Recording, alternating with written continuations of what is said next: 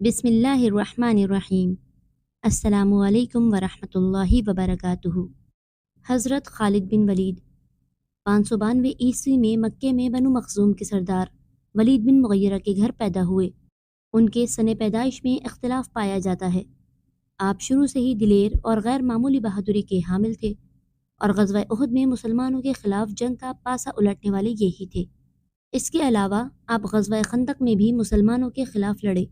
آپ بت پرستی کی طرف اتنے مائل نہ تھے۔ آپ ایک آزاد ذہنیت کے حامل تھے۔ جب مسلمان 5 ہجری میں خندق کی جنگ جیت گئے، اس وقت سے آپ نبی کریم صلی اللہ علیہ وآلہ وسلم کی جنگی صلاحیت کے معترف ہو گئے۔ خالد بن ولید خود ایک بہادر تھے، اس لیے وہ جوہر شناس تھے۔ 7 ہجری کو سیدنا علی المرتضیٰ کرم اللہ وجہ الکریم کے فتح خیبر کے بعد آپ اسلام کے اور نزدیک ہو گئے۔ انہوں نے رسول اللہ صلی اللہ علیہ وآلہ وسلم سے ملاقات کے پہلے ہی مکے میں اکرمہ بن ابو جہل کے سامنے نبی کریم صلی اللہ علیہ وآلہ وسلم کی عظمت کا اعتراف کیا اور یہ بھی کہا کہ وہ محمد صلی اللہ علیہ وآلہ وسلم پہ ایمان لا چکے ہیں۔ اکرمہ بن ابو جہل نے یہ بات ابو سفیان تک پہنچائی، کیونکہ اس وقت مکے میں خالد بن ولید رضی اللہ تعالیٰ عنہ سب سے بہادر تھے۔ اس لیے اکرمہ بن ابو جہل اور ابو سفیان دونوں نے آپ کے اس فیصلے کو مجبوراً قبول کیا۔ آپ رضی اللہ تعالیٰ عنہ پھر عمر بن عاص اور سیدنا عثمان بن طلحہ رضی اللہ تعالیٰ عنہ کے ساتھ 31 مئی 629 عیسوی بمطابق یکم صفر 8 ہجری کو مدینہ منورہ پہنچے اور نبی کریم صلی اللہ علیہ وآلہ وسلم کے ہاتھوں مشرف با اسلام ہوئے۔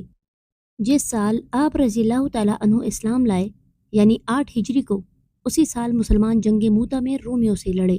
اس جنگ میں جب سیدنا زید بن حارثہ، سیدنا جعفر بن طیار اور سیدنا عبداللہ بن رواحہ کی شہادت کے بعد مسلمانوں نے حضرت خالد بن ولید رضی اللہ تعالیٰ عنہ کو سپہ سالار بنایا۔ آپ رضی اللہ تعالیٰ عنہ کی خداداد صلاحیتوں سے مسلمان لشکر واپس لوٹ آیا۔ اس جنگ میں نبی کریم صلی اللہ علیہ وآلہ وسلم نے آپ کو سیف اللہ کا لقب دیا۔ خلافت صدیقی میں آپ رضی اللہ تعالیٰ عنہ سپہ سالار اعلیٰ تھے اور مسلم کذاب کے خلاف کٹھن جنگوں میں فتح یاب ہوئے۔ سیدنا عمر فاروق رضی اللہ تعالیٰ عنہ نے آپ کو یہ کہہ کر معزول کر دیا کہ کہیں مسلمان یہ نہ سمجھیں کہ ہر جگہ خالد بن ولید رضی اللہ تعالیٰ عنہ کی وجہ سے فتح یاب ہو رہے ہیں، بلکہ یہ فتوحات تو اللہ کی طرف سے ہیں۔ معزول ہونے کے بعد بھی انہوں نے ہر جنگ میں کلیدی کردار ادا کیا۔ انہوں نے جنگ یرموک میں فتح سمیٹی، اجنادین میں جیتے، دومتے الجندل جیتے، اردن فتح کیا، فارسی سلطنت کے عراق علاقے فتح کیے، تمام شام فتح کیا، ترک علاوہ انطاکیہ فتح کیا، فلسطین بھی آپ رضی اللہ تعالیٰ عنہ کی کمان میں فتح ہوا۔ الغرض آپ نے 100 چھوٹی بڑی جنگوں میں حصہ لیا اور ہر ایک میں کامیاب رہے۔ حضرت خالد بن ولید رضی اللہ تعالیٰ عنہ اپنی معزولی کی وجہ سے بھی رنجیدہ تھے۔ اس کے علاوہ اس عرصے کے دوران جب شام اور فلسطین میں طاعون کی وبا پھیلی تو وبا کی زد میں بڑے بڑے صحابہ کرام، جس میں آپ کے قریبی ساتھی حضرت ابو عبیدہ بن الجراح رضی اللہ تعالیٰ عنہ کی شہادت ہوئی۔ اسی سال حضرت بلال حبشی رضی اللہ تعالیٰ عنہ کی وفات ہوئی۔ آپ رضی اللہ تعالیٰ عنہ اسی وجہ سے غمگین رہتے تھے۔ مسلسل جنگوں میں شرکت کی وجہ سے ان کی جسمانی قوت سرعت سے زائل ہونے لگی اور آپ شہادت کی آرزو میں جینے لگے۔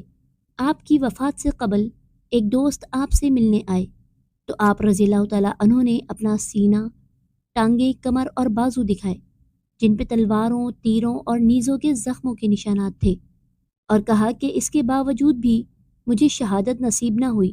آپ کے دوست نے کہا کہ خالد بن ولید رضی اللہ تعالیٰ عنہ، رسول اللہ صلی اللہ علیہ وآلہ وسلم نے آپ کو سیف اللہ یعنی اللہ کی تلوار کہا ہے۔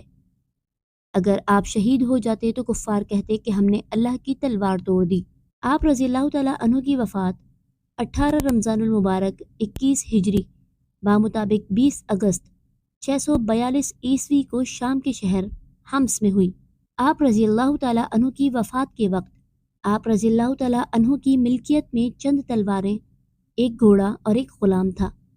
جب آپ کی وفات کی خبر مدینہ پہنچی تو عورتیں بین کرنے لگ گئیں۔ سیدنا عمر فاروق رضی اللہ تعالیٰ عنہ کسی کی وفات پہ رونے کے سخت خلاف تھے، لیکن ابو سلیمان خالد بن ولید رضی اللہ تعالیٰ عنہ کی وفات پہ فرمایا کہ عورتوں کو رو لینے دو، ایسا بیٹا مائیں روز روز پیدا نہیں کرتی۔